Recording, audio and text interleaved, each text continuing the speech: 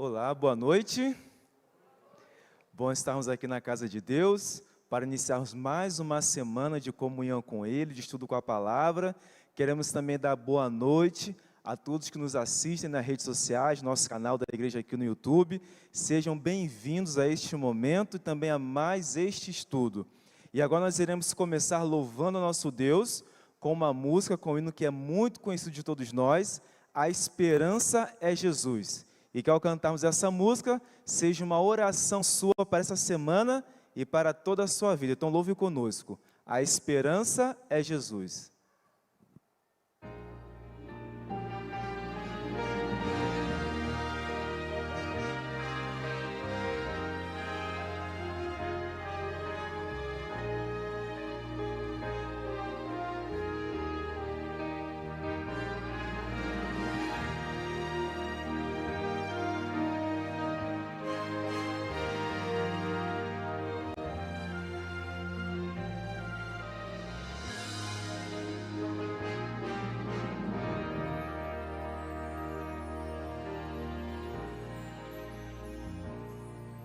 Não há esperança alguma para um mundo onde Deus não está. Não há esperança de amor e de paz, onde o ódio deixa marcas fatais. Não há esperança de vida naqueles que não amam a Deus. Não há esperança de um mundo de paz se o homem deixa Deus para trás. A esperança é Jesus, Ele é o caminho. A esperança é Jesus, nossa luz entre espinhos. A esperança é Jesus, segurança de salvação, onde o mundo pode achar solução. A esperança é Jesus.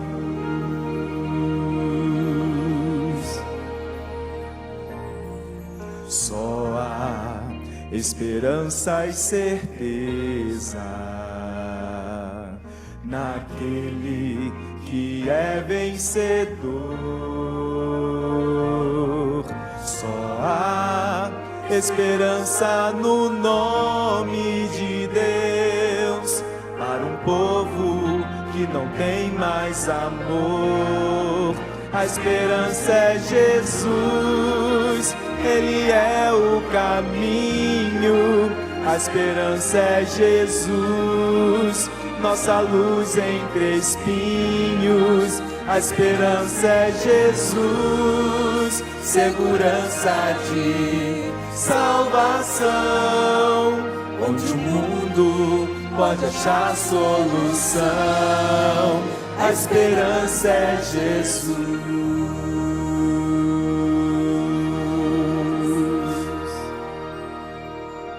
Amém, muito bom relembrar, cantar este louvor. E agora eu convido a igreja para cantarmos mais uma música. E agora eu convido que vocês possam ficar em pé para louvarmos uma música que diz que cada dia está mais perto a volta de Jesus. E essa é uma esperança que nós vivemos, temos certeza que Ele virá e virá buscar cada um de nós para viver com Ele eternamente no céu. Então louva nosso Deus nesse momento, cada dia mais perto.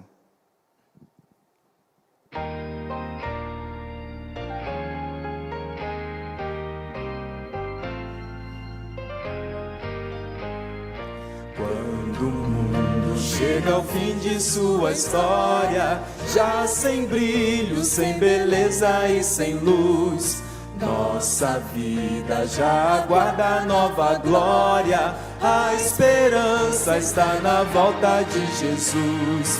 A tristeza se transforma em alegria ao sentir que vem do céu eterna luz.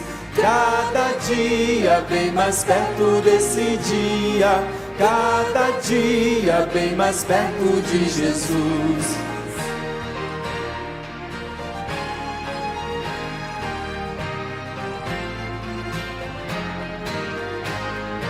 Quanto almejo ver Jesus naquele dia, Pai querido, Rei eterno Salvador.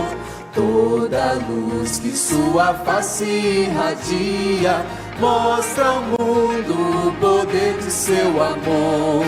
A tristeza se transforma em alegria ao sentir que vem do céu eterna luz. Cada dia bem mais perto desse dia, cada dia bem mais perto de Jesus. A esperança está na volta de Jesus.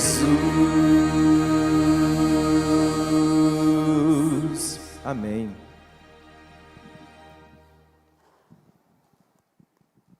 Boa noite a você que está aqui presencialmente na igreja aqui do Bosque dos Eucaliptos e você também que nos acompanha pelas plataformas das redes sociais.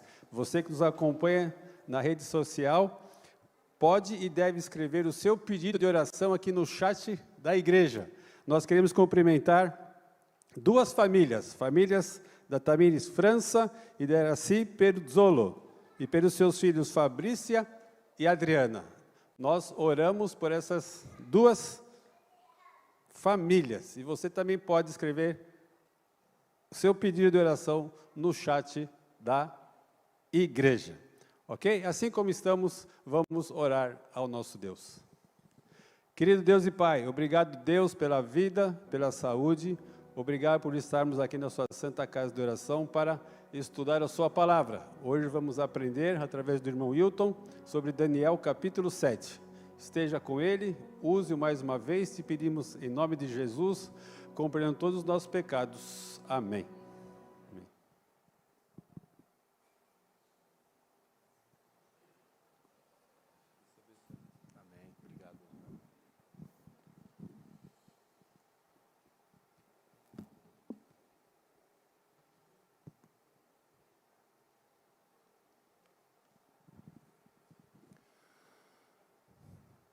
Boa noite, seja bem-vindo, você que está aqui presencialmente, você que nos acompanha pela internet, que Deus abençoe a cada um de nós. Hoje nós vamos continuar os nossos estudos sobre alguns antídotos para problemas que nós temos no nosso mundo atual. E hoje nós vamos falar sobre o engano. Qual é o antídoto contra o engano? Gente, a humanidade tem engano, mentira, no nosso mundo hoje? Será que tem? Sim ou não? Sim, tem sim. Vamos ver aqui, por exemplo, ó. Quem que inventou a feijoada? Os africanos? Foram os escravos? Eu ouvi essa daí. Não foi. Quem foram? Os portugueses. Eu sempre ouvi que foram os escravos. Como eles faziam a feijoada? Pegavam os restos que sobravam dos animais, que era pouca comida, e eles faziam a feijoada. E não tem nada a ver, e foram os portugueses. Por exemplo, isso daqui. Você já teve medo de consumir leite com manga? Nunca teve? E eu já tive, né? Eu morei no interior e eu já vi falar, né, que leite com manga faz mal, exatamente. Não tem nada a ver, faz muito bem, muito bem. Outra coisa, quando fala da proclamação da independência do Brasil, você não imagina aquele homem lá no cavalo majestoso, com uma espada erguida, gritando o quê? Independência ou morte, e aquele monte de gente ali ao lado e tudo mais. Foi bonito isso aí, não foi? Foi, só que não foi. Por exemplo, não teve nada desse glamour aí. Isso aí foi uma pintura, né, para ilustrar, mas não teve nada disso, né? Só que eu sempre acreditava, quando falava na independência, eu acreditava que foi algo desse tipo aí, certo? Por exemplo, esse cavalo não era um cavalo. Acredita-se que era uma mula, que era usada para viagens longas e tudo mais. Havia uma grande comitiva, assim, de muitos soldados, gente ao redor? Não. Tinha mais ou menos umas 14 pessoas. Dom Pedro estava com dor de barriga. Até a história comenta sobre isso. Não sei como eles descobriram, né? Mas comenta-se que ele estava com dor de barriga. Não estavam vestidos com uniformes de gala, desse jeito, né? Muito bem vestidos e bonitos e tudo mais, organizados assim, né? E onde que foi dado esse grito aí? Às margens do Ipiranga, mas também não foi. Foi numa colina próximo ao Ipiranga. Então, é uma coisa que a gente ouve, mas não é verdade. Não é verdade. Você já ouviu falar do cavalo de Troia? O cavalo de Troia foi um presente de grego, exatamente. O cavalo de Troia, provavelmente, ele nunca existiu. E eu sempre ouvi falar, tem até filmes de Hollywood retratando esse cavalo de Troia e tal, né? Mas ele provavelmente nunca existiu. E tem outras mentiras? É só para citar alguns exemplos, né? Mas existem muitas outras mentiras. Um monte de outras mentiras. Por exemplo, esse rapazinho aí, ó, ele, juntamente com uma equipe lá de propaganda, qual foi a propaganda e a mentira que eles contaram para os alemães? Os judeus são inimigos de todas as pessoas, inclusive da gente. Colou essa mentira? Colou, exatamente. Teve algum efeito na vida das pessoas? Teve. Nossa, isso foi devastadoramente eficaz, muito eficaz. Por causa desse rapaz e dessa mentira aí, né, sobre o povo judeu, aconteceram esses massacres todos que nós já conhecemos na história. Então, o engano tem muito poder. Tem uns que são bobinhos, mas tem outros que são com grande eficácia, né, com grande poder. E hoje nós vamos falar um pouquinho sobre isso. O engano existe e nós vamos ver hoje qual é o antídoto contra esse engano que está aí no nosso dia a dia.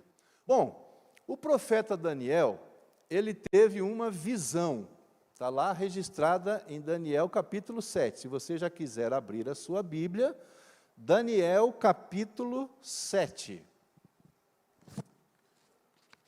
Ele teve uma visão. E de acordo com Daniel capítulo 7, versículo 2 e 3, o que é que o profeta ele viu? Então, Daniel 7, versículos 2 e 3. Acompanhe comigo na sua Bíblia ou ouça a leitura. E a Bíblia diz assim: falou Daniel e disse: eu estava olhando durante a minha visão da noite, e eis que os 4 ventos do céu agitavam o grande mar. 4 animais grandes, diferentes uns dos outros, subiam do mar. Muito bem. Qual foi a visão? Ele viu o quê? Na frente dele? Um grande mar. E o mar, ele estava calmo, não estava? O que estava acontecendo com esse mar?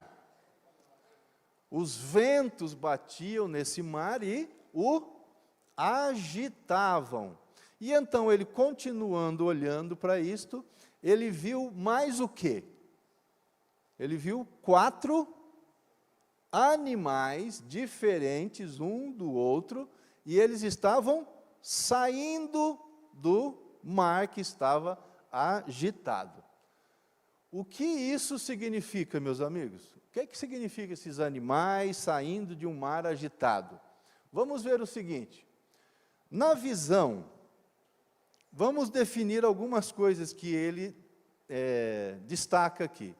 Ventos, em profecia, o que significa a palavra ventos? Se nós formos ver, nós não teremos tempo, mas depois na sua casa, guarde esses versinhos aí, ó, bíblicos, e você vai conferir que a palavra ventos em profecia significa o quê? Simboliza guerras e conflitos, exatamente, muita movimentação, agitação. Então, ventos, guerras e conflitos. A palavra mar em profecia significa o quê? Exato, lá em Apocalipse 17:5 está dizendo, mar ou água, grande quantidade de água significa povos, multidões, nações e línguas. Ok, guardando, ventos é o quê? Guerras. Mar, povos. O que falta então? Animais. O que significa animal em profecia? Exatamente, a palavra animais simboliza reis ou reinos. Está lá em Daniel capítulo 7, versículo 17. Bom, então nós temos as seguintes informações. Ventos são conflitos ou guerras. Mar significa povos ou nações. E animais significa o quê? Reis ou reinos. Gente, vamos traduzir então com essas informações, vamos traduzir os versos 2 e 3 de Daniel capítulo 7. E nós vamos chegar à seguinte conclusão. É uma profecia e ela está anunciando o quê? Guerras ou conflitos, que são os ventos, vindos de todas as direções, em locais, o quê? Bastante povoados, ou seja, no mar, envolvendo 4 grandes reinos, que são os 4 animais, e surgiram um na sequência do outro. Então, esses versículos que nós lemos, está dizendo isso daí. Olha, vai existir um lugar no planeta Terra, onde tem bastante gente, muitos povos, e então vai haver guerras. Esses povos vão começar a guerrear um com o outro. E esses povos são grandes reinos. Eles vão guerrear entre eles. Na época que está se referindo a isso daí, qual era a região que era povoada? A Europa. Ali a França, Itália, que eram outros nomes, né? Mas era o velho mundo, como nós conhecemos, e a história também fala sobre isso. O velho mundo é que era muito povoado. Então está dizendo que existiriam conflitos e guerras envolvendo grandes reinos lá na região da Europa hoje, né? Como é que essa visão ela termina? Então isso é o começo. Ele está dizendo como que vai se desenvolver e como que ela termina. Daniel 7, os versículos 13, 14 e 18. Acompanhe comigo. Daniel 7, versículo 13, 14 e 18. Eu estava olhando nas minhas visões da noite, e eis que vinha com as nuvens do céu, um como o quê? O Filho do Homem, e dirigiu-se ao ancião de dias, e o fizeram chegar até ele. 14. Foi-lhe dado domínio e glória e o reino, para que os povos, nações e homens de todas as línguas os servissem. O seu domínio é domínio eterno, que não passará, e o seu reino será jamais destruído. E o versículo 18. Mas os santos do Altíssimo receberão o reino e o possuirão para todo o sempre, de eternidade em eternidade. Como é que a visão termina? Como? A volta de Jesus, e então o reino de Deus é estabelecido na terra, e então os santos receberão este reino que durará para todo o sempre. É assim que termina a visão, tá certo? Então essa visão descreve o final da história desse mundo, com a volta de Jesus estabelecendo o reino celestial de Deus que durará para sempre. Meus amigos, vamos pensar um pouquinho. Essa visão tem tudo a ver com uma outra visão de Daniel. Você sabe me dizer qual é? Vamos lá, ó. Pensa comigo. Quantos reinos em sequência? 4 reinos em sequência. Como é que termina? Ambas as profecias terminam o quê? Com o reino celestial sendo estabelecido e dado ao povo de Deus para todo o sempre. Com qual visão essa profecia também se enquadra direitinho? Com qual visão? Meus amigos, Daniel capítulo 7, que é a visão dos 4 animais, tem tudo a ver com Daniel capítulo 2. O que Daniel capítulo 2 disse para nós? É uma estátua que representam 4 reinos. Olha aí, a estátua. Então, a cabeça de ouro, lá em Daniel 2, é a Babilônia, e é simbolizada pelo primeiro animal em Daniel capítulo 7. O peito e os braços de prata, lá em Daniel 2, é a Média Pérsia, que em Daniel 7 é o segundo animal. O ventre e o quadril de bronze, em Daniel 2, é a Grécia. E é a mesma coisa em Daniel 7, no terceiro animal. As pernas de ferro, em Daniel 2, representa Roma, muito bem. E em Daniel 7 é o quarto animal.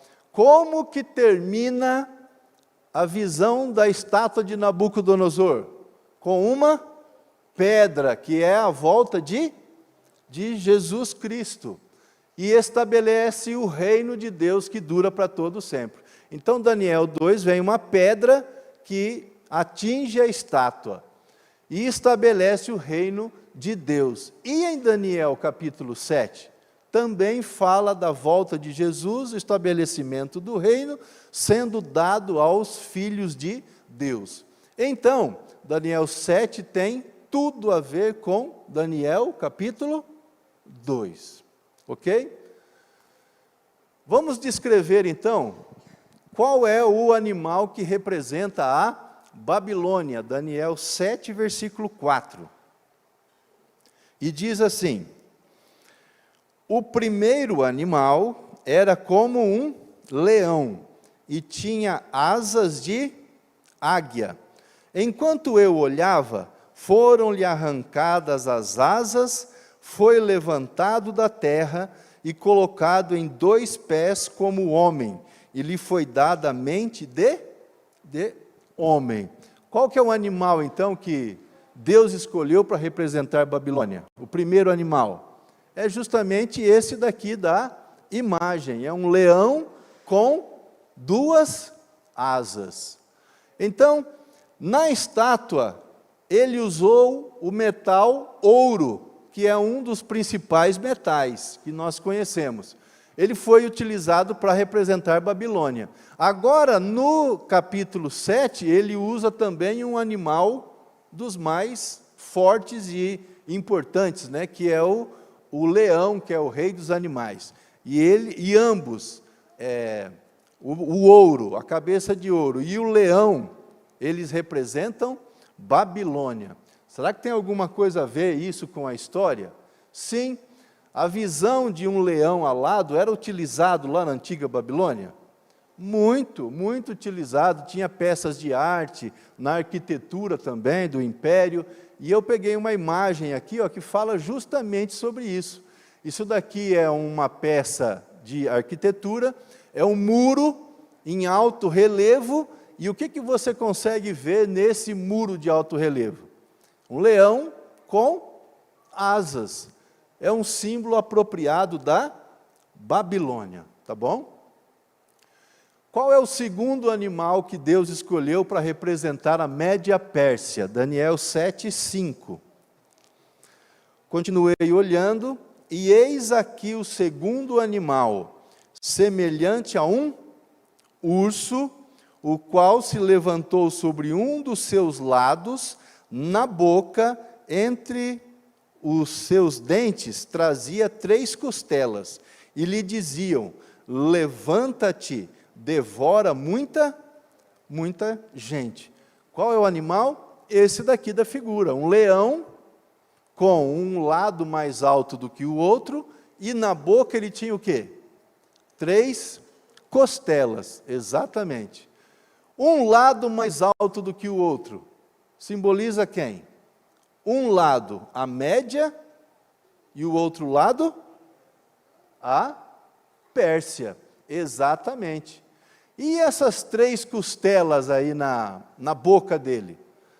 Representam as 3 principais conquistas da Média Pérsia para estabelecer o reino deles na Europa, né? No império deles. Quem são eles? A Lídia, em 547, a própria Babilônia, em 539, quando foi derrotada, e o Egito, em 536. São muitos detalhes que a profecia nos dá, né? Isso é incrível, como que ela se cumpre na história, tá bom? Qual é o animal que Deus escolheu para representar a Grécia, o terceiro reino? Daniel 7, versículo 6. Depois disto, continuei olhando, e eis aqui outro, semelhante a um leopardo, e tinha nas costas 4 asas de ave. Tinha também este animal 4 cabeças, e foi-lhe dado domínio. Muito bem.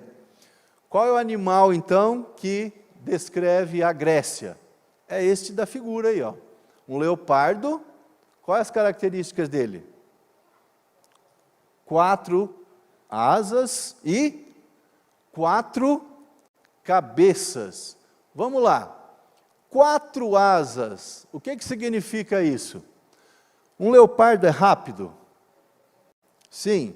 Com asas, ele é mais rápido, mais veloz. O que isso simboliza? É o símbolo da rapidez com que Alexandre o Grande conquistou o mundo. Foi muito rápido. Nós temos ali na história relatado que Alexandre ele começou a reinar com pouca idade, e com poucos anos ele já tinha conquistado todo o território povoado, né? Então, as 4 asas é símbolo da rapidez que Alexandre conquistou o mundo. E as 4 cabeças? As 4 cabeças representam os 4 generais que tomaram posse do reino de Alexandre quando ele morreu muito jovem. Agora uma pergunta de vestibular, hein? Qual o nome desses 4 generais?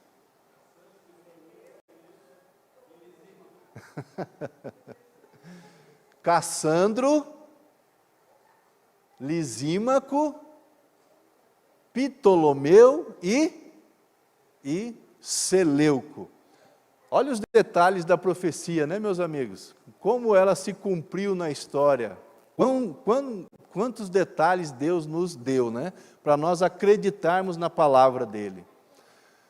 E o quarto animal, que representa Roma, ele surgiu do mar também. Vamos ver o que a Bíblia fala sobre ele. Daniel 7, versículo 7.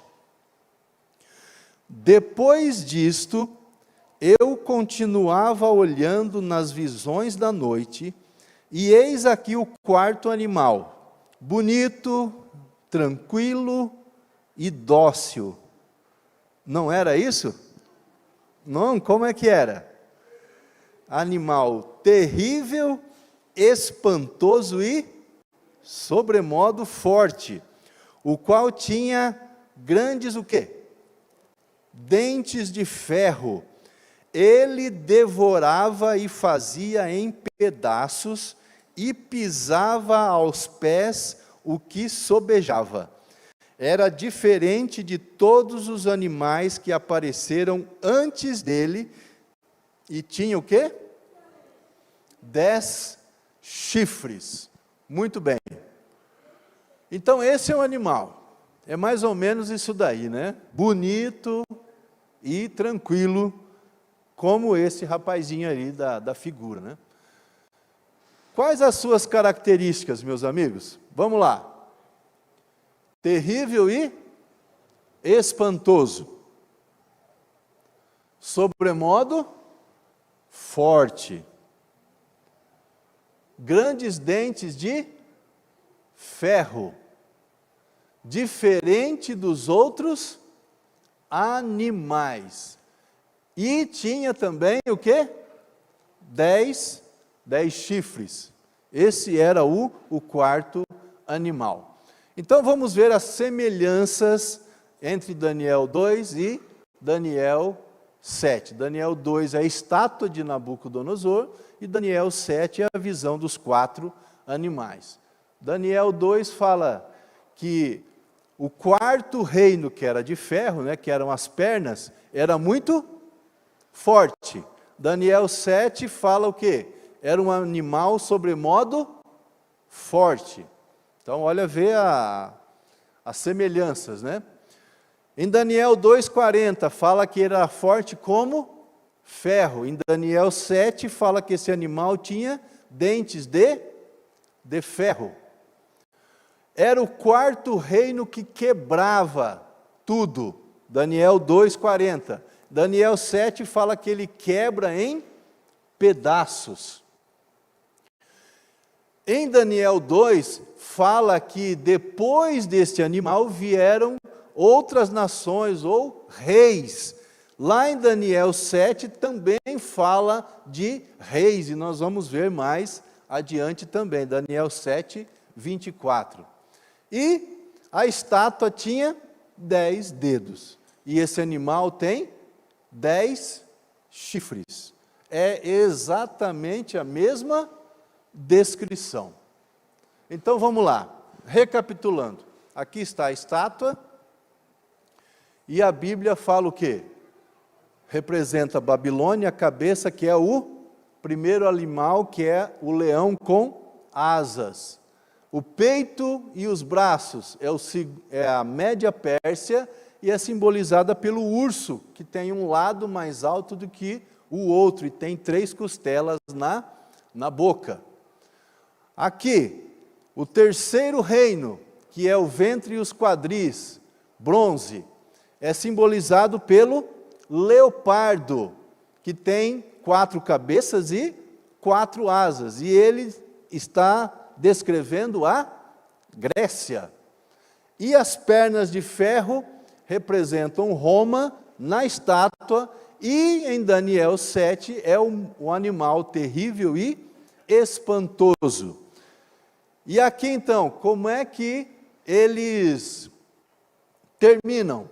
Aqui a estátua tem os dedos, né? Os 10 dedos, e aquele animal tem 10 chifres na cabeça. Ambos representam o quê? As nações da Europa moderna, né?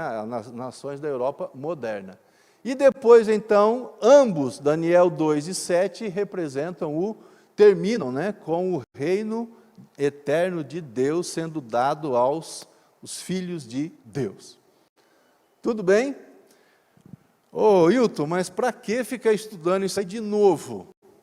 Nós já não estudamos isso em Daniel 2? Aí é que está o detalhe, meus amigos. Daniel 7 dá outros detalhes adicionais a Daniel 2, e hoje nós vamos estudar especificamente o que Daniel 7 nos dá a mais do que Daniel capítulo 2. Em Daniel 7, ele revela o surgimento do quê? De um outro poder que vai dominar o cenário mundial. Que poder que é esse? É esse o objetivo do estudo desta noite, tá bom? Então, só recapitulando, lembrando, né, vamos fixar, este quarto animal terrível e espantoso representa quem? Um de cada vez.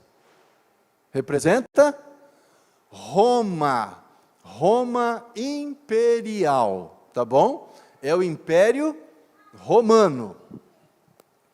Então vamos lá. De acordo com Daniel 7, versículo 8, só o início do versículo, o que surgiu entre os 10 chifres do quarto animal? Daniel 7, 8, só o início. Estando eu a observar os chifres, eis que entre eles subiu outro, o quê? Pequeno. O que surgiu no meio dos 10 chifres? Um chifre pequeno. Muito bem. Então, o que surgiu entre os 10 chifres do quarto animal? Vamos lá. O Império Romano se dividiu em vários reinos. Lembra que é os dedos da estátua e os 10 chifres. Quando tribos bárbaras invadiram o Império Romano e derrubaram o Império Romano e deu origem às nações da Europa moderna. O chifre pequeno que surgiu entre os 10 representa um poder que surgiu onde? Onde hoje se encontram as nações da Europa. Tudo bem? Todos entenderam? O chifre pequeno não saiu do quarto animal? Do meio dos 10 chifres? O animal representa o quê? O quarto animal? Roma. Os 10 chifres representam o quê? As nações que surgiram do Império Romano. E tem um chifre pequeno que surge ali dessas nações que surgiram do Império Romano. Então, esse chifre pequeno, ele aparece entre os países europeus, tá bom? Agora, uma coisa importante, meus amigos, uma coisa importante. Antes de nós comunicarmos, de nós continuarmos, nós precisamos entender uma coisa. O intuito desse estudo é atacar pessoas em particular, é isso? Não. Não é atacar pessoas em particular. As profecias bíblicas sobre esse chifre pequeno são dirigidas a cristãos, não são dirigidas a cristãos em particular, ou a líderes religiosos fiéis a Deus. Mas elas são dirigidas ao quê? A um sistema ou uma organização. Só para ilustrar. Um exemplo, tá? Se eu falo mal da Coca-Cola, a empresa Coca-Cola, eu estou falando mal do rapaz que opera uma máquina lá para gerar as tampinhas que fazem os refrigerantes? Não estou falando daquele rapaz. Mas eu estou falando o quê? Da instituição, que é a Coca-Cola. Então, É importante isso daqui. Não é atacar pessoas em particular, mas é mostrar algumas características de um sistema ou organização. Vamos lá então. Quais as características desse chifre pequeno? Daniel 7, versículo 8. Estando eu a observar os chifres, eis que entre eles subiu outro pequeno, diante do qual 3 dos primeiros chifres foram arrancados. E eis que neste chifre havia o quê? Olhos como de homem e uma boca que falava o quê? Com insolência. Muito bem. Quais as características então?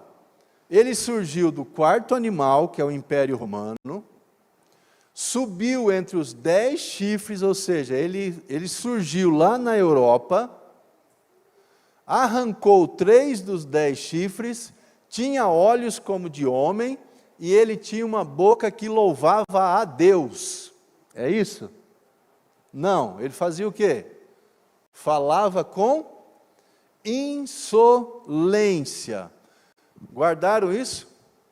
Nós vamos voltar para estudar cada um deles, tá bom? Outra característica, Daniel 7, 21. Eu olhava, e eis que este chifre fazia guerra contra quem? Os santos, ou seja, contra o povo de Deus. E fazia o que contra eles? Prevalecia contra eles. Qual é uma outra característica desse chifre pequeno? Ele fazia guerra contra os santos, ou seja, o povo de Deus, e prevalecia contra eles. Está guardando aí? Tudo bem? Outra característica, 7:24. Os 10 chifres correspondem a 10 reis que se levantarão daquele mesmo reino. E depois dele se levantará outro, o qual será diferente dos primeiros, e abaterá a 3 reis. Ele vai ser igual ou diferente dos outros? Ele é diferente dos outros 10. Tudo bem? Está guardando aí? Usa a sua memória agora, hein? Outra característica, Daniel 7, 25. Ele proferirá palavras contra quem? Contra o Altíssimo. Magoará os santos do Altíssimo, ou seja, o povo de Deus. E cuidará em fazer o quê? Em mudar os tempos e a lei. E os santos lhe serão entregues nas mãos por 1 tempo, 2 tempos e metade de um tempo. Nossa, aqui tem bastante informação, hein? Quais são as características apresentadas aqui, nesse verso? Proferirá palavras contra Deus, tudo bem? Magoaria os santos do Altíssimo, ou seja, ele iria perseguir o povo de Deus. Ele cuidaria em mudar o quê? Os tempos e a lei de Deus, no caso, é tudo espiritual aqui, está se referindo a Deus, né? Os santos lhe seriam entregues por 1 tempo, 2 tempos e metade de 1 tempo, ou seja, 3 tempos e meio, tá bom? Guarde isso daqui. Daniel 7, 26, outra característica. Mas depois se assentará o tribunal para lhe tirar o domínio, para o destruir e o consumir até ao fim. Então esse poder aqui, por grande e influente que ele seja, ele vai durar até quando? Até quando Deus aparecer e tirar o poder dele, tá bom? Ele não vai durar para sempre. Então vai ser julgado por um tribunal e o domínio dele será tirado e ele será destruído. Meus amigos, será que nós temos condições de identificar esse poder do chifre pequeno nas páginas da história? Será que nós temos? A Bíblia nos dá um monte de características dele, né? Vamos ver então na história. Antes, eu queria dizer para vocês o seguinte: somente uma instituição preenche todas as características desse chifre pequeno. Somente uma. E depois nós vamos estudar bem detalhadamente sobre esse aspecto aqui. Primeira coisa, vamos pegar a opinião desse rapaz aqui, Martinho Lutero. É importante isso daqui, né? Ele era o quê?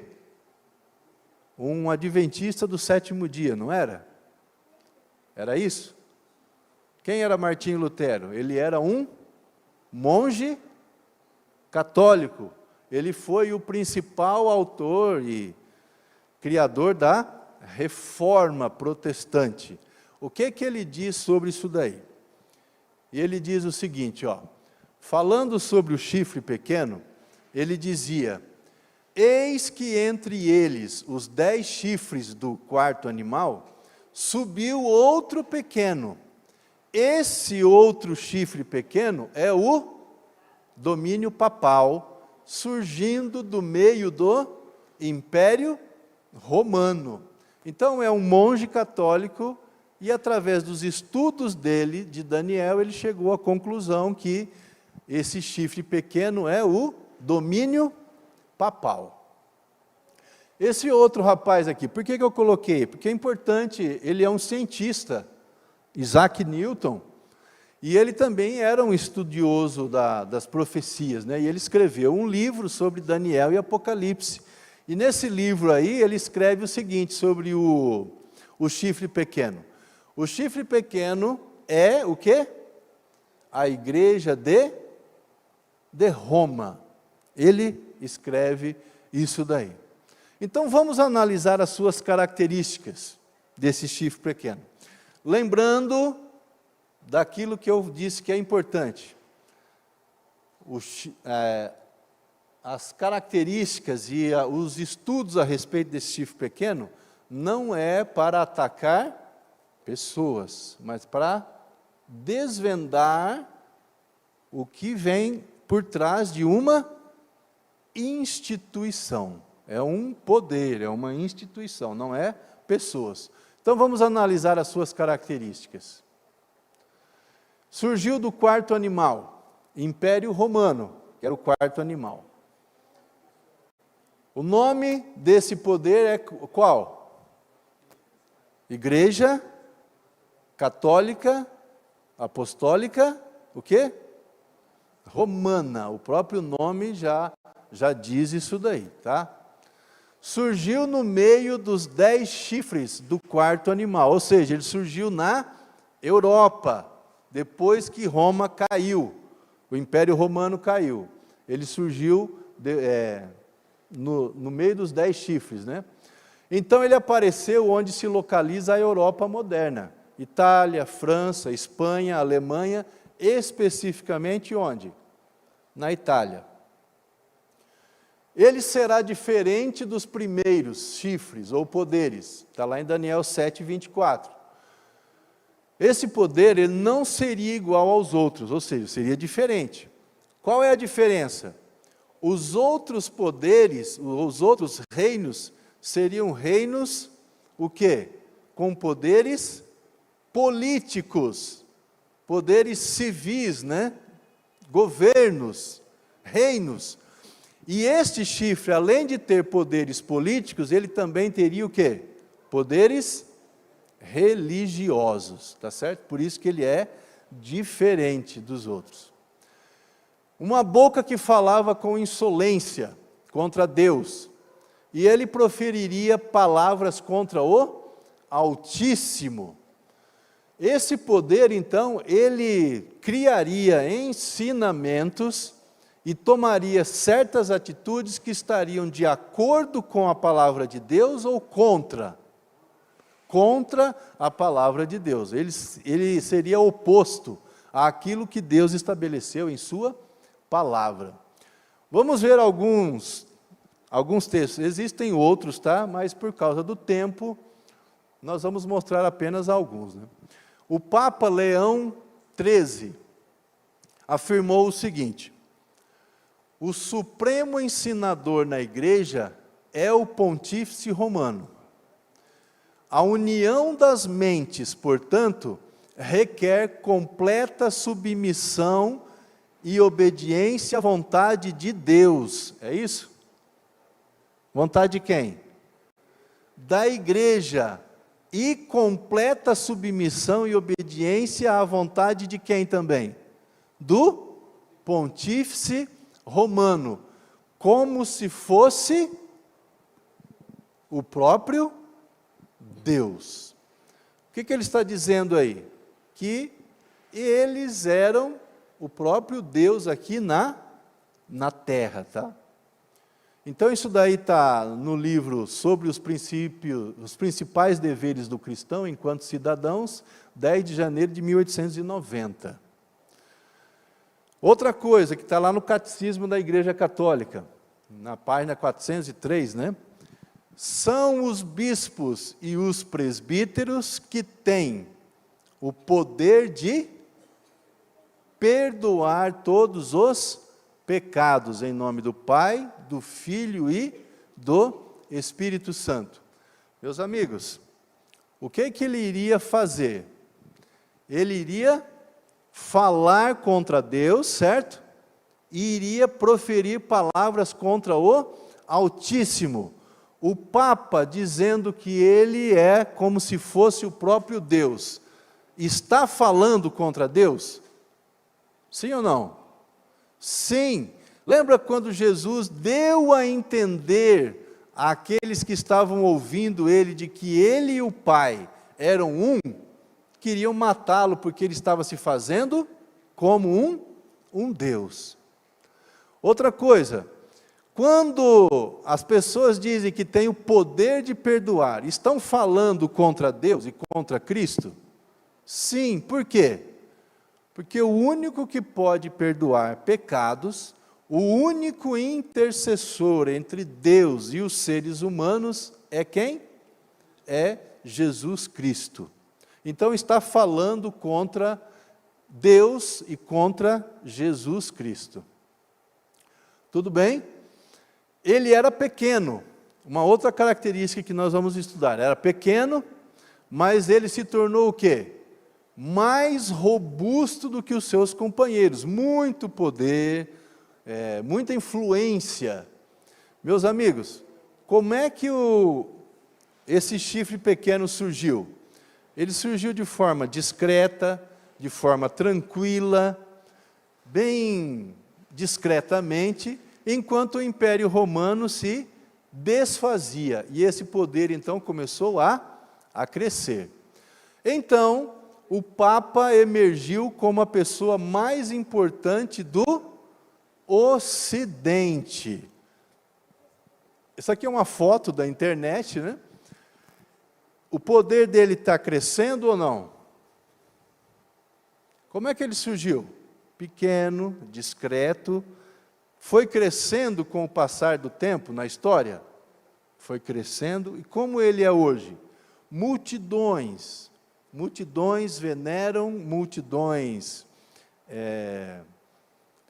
correm atrás dele, querem estar ao lado dele, multidões vão ao encontro dele como se fosse o próprio Deus, né? E o poder dele vem crescendo ao longo dos séculos. Outra característica, magoará os santos do Altíssimo, os santos lhe serão entregues nas mãos. Daniel 7, versículo 8 e 25.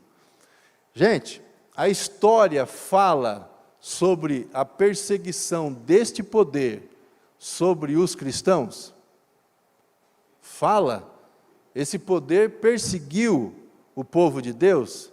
Sim, houve prisões, houve perseguições, houve torturas, houve mortes.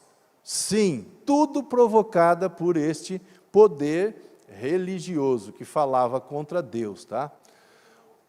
O próprio Papa João Paulo II pediu desculpas por que episódio da história? A Santa Inquisição. Eles analisaram e reconheceram o erro que foi a Santa Inquisição. Então, magoaria os santos e os santos lhes seriam entregues nas mãos. Todos aqueles que não aceitavam os ensinamentos desse poder eram perseguidos, torturados, mortos, eram presos. Uma coisa importante, né? Pensa comigo. Quando aconteceu essa perseguição, que era contra o povo de Deus, não era? Era contra o povo de Deus. Durante esse período de perseguição, existia uma igreja que mostrava a sua autoridade representada por magníficas catedrais. Você concorda comigo ou não? Por exemplo, lá na cidade onde eu nasci e cresci, que é Floreal, no centro da cidade e de todas as cidades ali, existe o quê? Uma linda catedral, né? Toda pomposa ali, né? Então, na época da perseguição, essa igreja mostrava sua autoridade através das magníficas catedrais. Essa foi a igreja perseguida? Mas o povo de Deus não estava sendo perseguido? Na verdade, o que aconteceu foi exatamente o contrário. Essa igreja não perseguiu, mas essa igreja não foi perseguida, mas ela perseguiu. Outra coisa, cuidará em mudar os tempos e a lei. Daniel 7, versículo 25. O que aconteceu com relação aos tempos e à lei? Se nós formos lá na Bíblia e analisarmos os 10 mandamentos, segundo está escrito lá em Êxodo, capítulo 20, versículo de 3 a 7, lá está dizendo os 10 mandamentos conforme a palavra de Deus.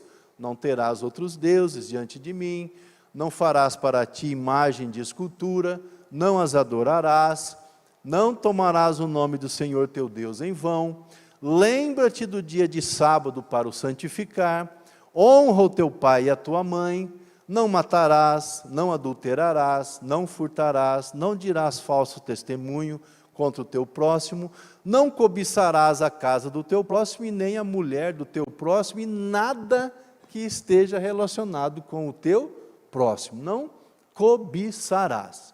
Esses são os 10 mandamentos que estão lá na Bíblia, em Êxodo capítulo 20. Houve alguma mudança feita por esse chifre pequeno? Houve alguma mudança? Sim. Qual foi a mudança? Por exemplo, o segundo mandamento, ele foi tirado. O segundo mandamento fala sobre o quê? A adoração de imagens. Ele foi tirado, tá bom? Qual foi a outra mudança que aconteceu na lei de Deus? Conforme está profetizado lá em Daniel capítulo 7, versículo 25. Qual foi o outro?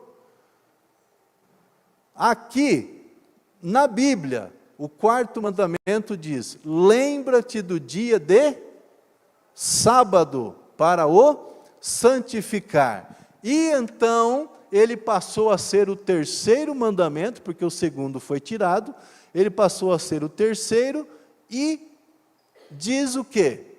Vocês agora têm que guardar domingos e festas. Foi mudado? Foi mudado. Bom, mas agora ficou 9. Não eram 10?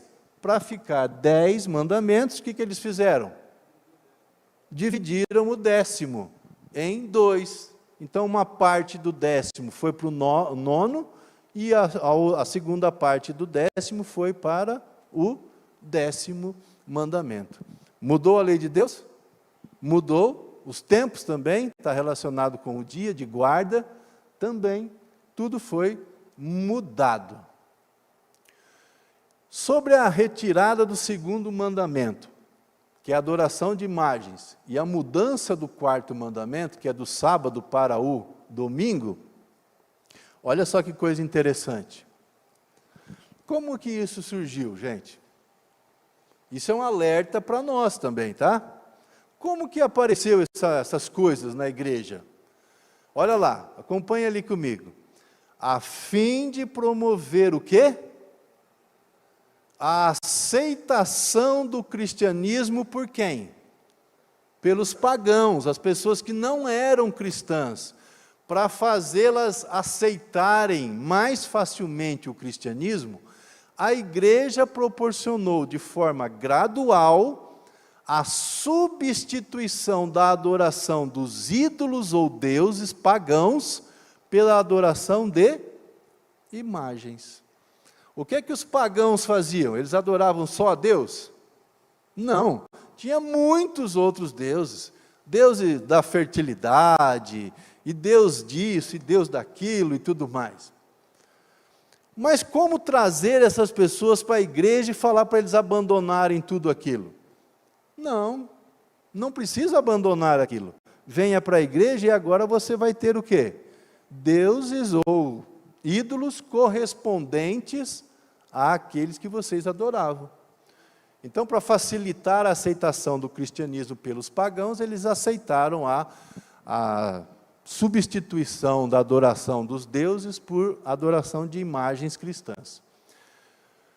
E esse espírito de concessão aí também, ao paganismo, né, ele abriu caminho para pôr de lado o quê?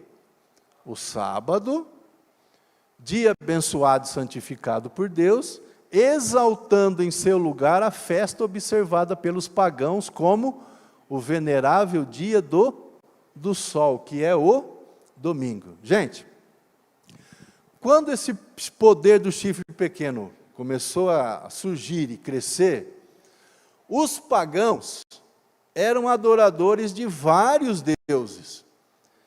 Entre um deles estava o deus Mitra.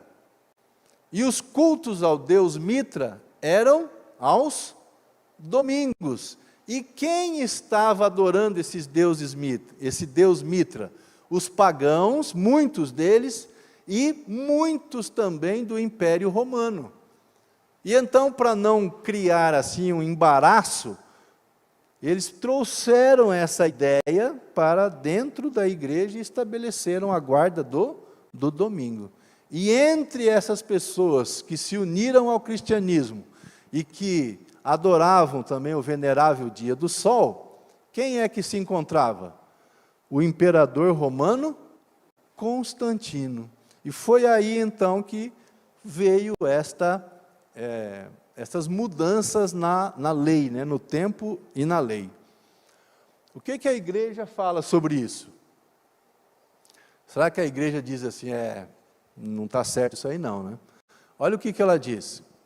A igreja de Deus, em sua sabedoria, fez o quê?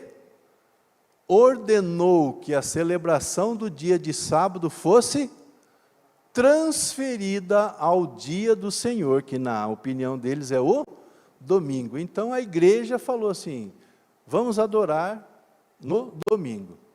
Outra coisa, o Papa pode modificar a lei divina, uma vez que o seu poder não é de homem, mas de Deus, e ele age em lugar de Deus sobre a terra. Então o Papa, ele é como se fosse Deus, ele muda, simplesmente não é mais sábado, agora é domingo. Agora não precisa mais ficar adorando os deuses lá de vocês, vamos adorar as imagens cristãs. E ele então muda as coisas, né? Outro, o sábado, o mais glorioso dia da lei, foi modificado para o dia do Senhor pela autoridade da igreja. A igreja simplesmente usou a sua autoridade. Tenho esse diálogo aqui, né, que está no Catecismo da Doutrina Católica para os conversos, e foi registrada a seguinte conversa do catolicismo e suas respectivas respostas. E perguntaram assim: qual é o dia de sábado? E aí responderam: o sábado é o 7º dia. E aí perguntaram: por que nós não observamos, por que nós observamos o domingo em lugar do sábado? E a resposta foi: nós observamos o domingo em lugar do sábado porque a Igreja Católica transferiu a solenidade do sábado para o domingo. E simples assim. E morreu o assunto e vamos tocando o barco para a frente. Tem outras coisas? Também. Tem outros textos aí, mas não cabe estudarmos aqui, né? Os santos lhe serão entregues nas mãos por um tempo, 2 tempos e metade de um tempo. Então, essa perseguição, essas mortes, essas prisões, durariam um certo período na história. E a Bíblia fala que duraria 1 tempo, 2 tempos e metade de um tempo. Vamos lá. 1 tempo, 2 tempos e metade de um tempo equivale ao quê? 3 tempos e meio. Em profecia, 1 tempo equivale a 1 ano. Depois você pode olhar lá em Daniel 11, versículo 3. 1 tempo é 1 ano. Então, quando fala 3,5 tempos, em profecia ele está dizendo o quê? 3,5 anos. Muito bem. Segunda coisa, o calendário judeu, 1 ano, ele é composto por 12 meses e cada mês tem 30 dias. Então, quantos dias que dá 3 anos e meio? Então você pega 3 anos e meio, vezes o número de meses, que é 12, vezes o número de dias de cada mês. 3,5 vezes 12 vezes 30, 1.260 dias. Pega outra informação. Em profecia, 1 dia profético equivale ao quê? 1 ano literal. Está lá em Números 14, versículo 34. Portanto, meus amigos, nós temos 3,5 tempos, que é igual a 3,5 anos, que é igual a 1.260 dias, que é igual a 1.260 anos literais. Então, aquele tempo lá em cima é o quê? 1.260 anos literais. Foi esse o tempo de perseguição que aconteceu contra o povo de Deus. Quando é que começou e quando terminou esse tempo aqui? Olha só esse gráfico. Então, nós já sabemos o quê? Existia um poder que começou com um chifre pequeno, foi crescendo, e ele falava coisas contra o Altíssimo, perseguia os santos de Deus, e nós vimos no slide anterior que essa perseguição durou 1.260 anos. Quando que ela começou? Começou em 538 depois de Cristo. O que aconteceu aqui, nessa data? O imperador Justiniano chegou para o Papa e disse o quê? A Igreja Católica e vocês são agora os chefes de todas as igrejas. Eles se tornaram os chefes de toda a igreja. Deu todo o poder para eles, em 538. E acabou em 1798. O que aconteceu ali? O Papa Pio VI foi preso por Napoleão.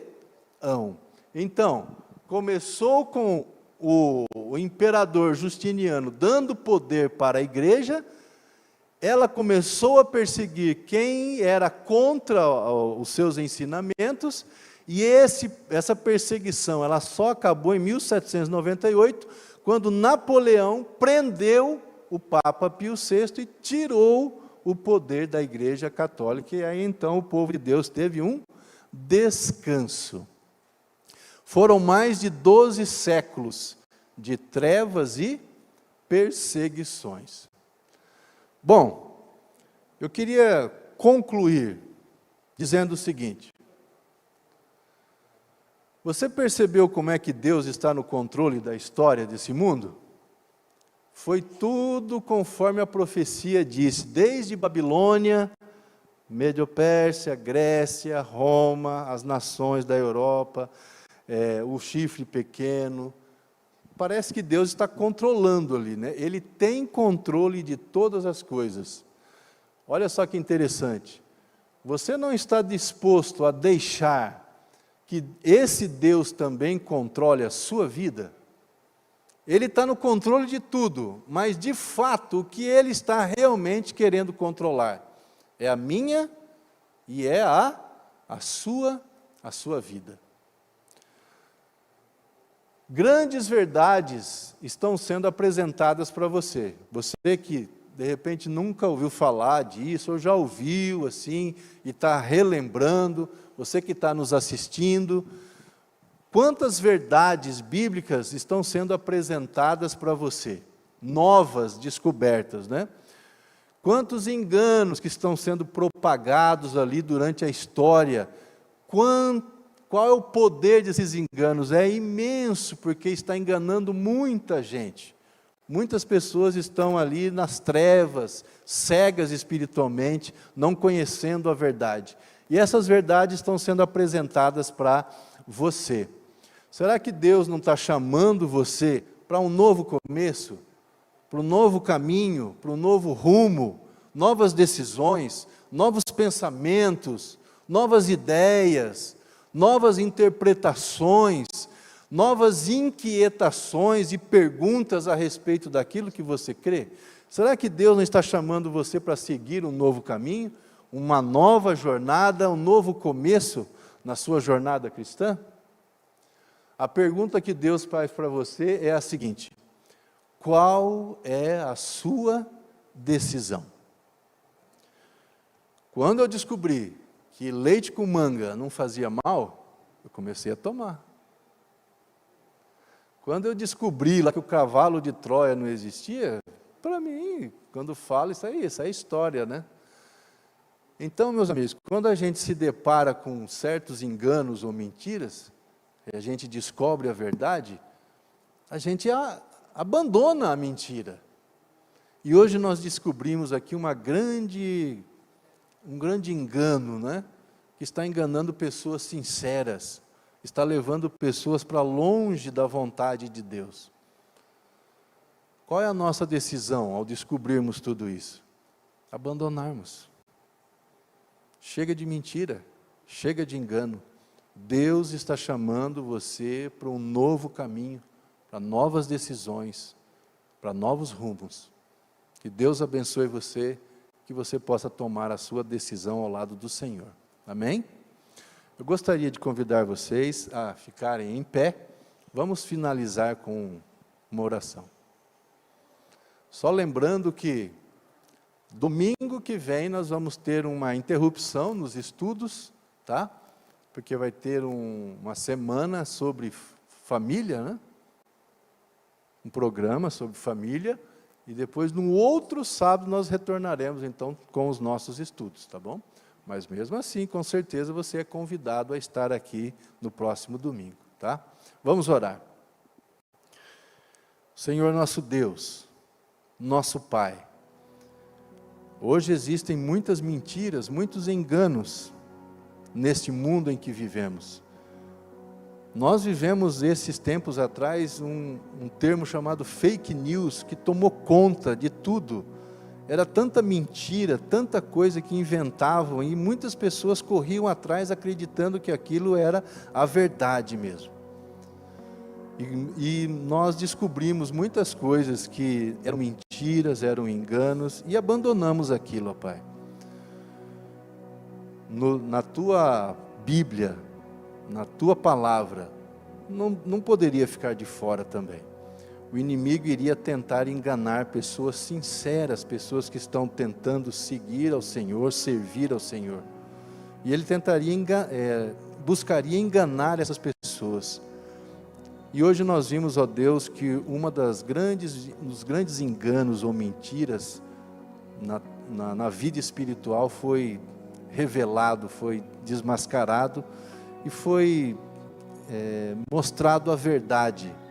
Ajude-nos, ó Deus, a tomarmos uma decisão ao Teu lado, ao lado da verdade. Ajude-nos, ó Pai, a entregarmos a nossa vida em Tuas mãos para que o Senhor tome conta da nossa vida. O Senhor conduza a nossa vida. E que o Senhor nos proteja dos enganos e nos dê forças, ó Deus, para seguirmos a Tua verdade, a Tua palavra. Obrigado por tudo. Abençoe a cada um de nós, abençoe as pessoas que estão assistindo este estudo. Que, ó Deus, nós possamos estar preparados quando Cristo voltar. Obrigado, fique conosco hoje e sempre, nos dê uma boa semana também, te pedimos em nome de Jesus, amém.